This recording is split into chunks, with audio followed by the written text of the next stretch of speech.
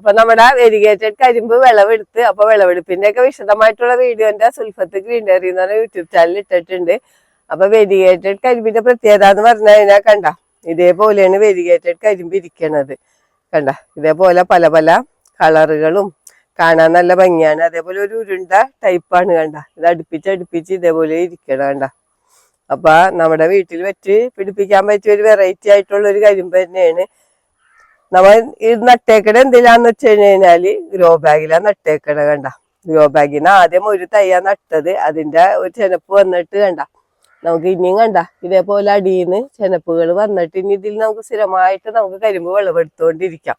അപ്പൊ ഇത് നടേണ്ടത് എന്താ വെച്ചാൽ കണ്ട ഇപ്പൊ കണ്ട ഇതൊക്കെ മുളകളാ വന്നത്. നമുക്കൊരു പീസ് നട്ടുകൊടുത്താൽ മതി, ഇതിന്ന് ഇങ്ങനെ മുളകൾ വന്നോളും. കണ്ട അല്ലാണ്ട് വേരൊന്നും വേണമെന്നില്ല. ഇതൊക്കെ മുളകളാണ്. കണ്ട ഇതൊക്കെ നമുക്ക് പീസാക്കി നട്ടുകൊടുക്കാം.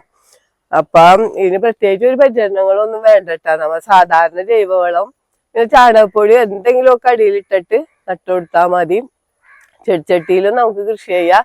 വീടിന്റെ മുറ്റത്ത് നല്ലൊരു അലങ്കാര ചെടിയായിട്ടൊക്കെ നട്ട് പിടിപ്പിക്കാൻ പറ്റിയതാണ് ഈ വെരിഗേറ്റഡ് കരിമ്പ്. അപ്പൊ വെരിഗേറ്റഡ് കരിമ്പിനെ മഴവിൽ കരിമ്പ് എന്നുള്ള പേരും കൂടി ഉണ്ട്. അപ്പൊ കണ്ട നമ്മിപ്പോ ഇത് കട്ട് ചെയ്ത പീസാണ്. അപ്പൊ നമുക്കിതൊന്ന് ടേസ്റ്റ് ചെയ്ത് നോക്കാം.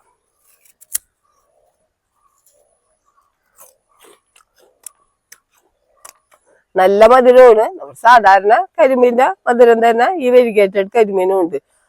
അപ്പൊ നമുക്ക് ഇതിന്റെ കട്ടിങ്സ് ഒക്കെ നമുക്ക് മേടിക്കാൻ കിട്ടും. വളരെ അപൂർവമായിട്ട് കിട്ടുള്ളൂ കേട്ടോ.